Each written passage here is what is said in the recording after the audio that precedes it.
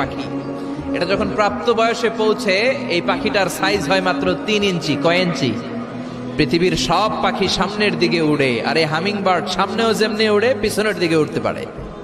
সুবহানাল্লাহ কইলেন না? এই পাখিটা প্রতি সেকেন্ডে তার পাখা ঝাপটায় 80 বার। কয়বার? আমি আপনি আমাদের হাতগুলো 1 সেকেন্ডে ঝাপটাতে পারবো কয়বার? 4 বার, সবচেয়ে বেশি হলে 5 বার। আর এই পাখিটা প্রতি সেকেন্ডে তার ডানা ঝাপটায় 80 বার। চিল্লায় কোন সুবহানাল্লাহ। আলপিন সুইফট নামে একটা পাখি আছে, সাউথ ইউরোপের আল্পস পর্বতমালার পাশে এই পাখিগুলো পাওয়া যায়। গোটা বিশ্বে এটাকে সুইফট বার্ড বলে, সুইফট বার্ড। এই সুইফট বার্ড একবার শূন্যে উড়াল দেওয়া শুরু করলে 8 মাস উড়ন্ত অবস্থায় থাকতে পারে।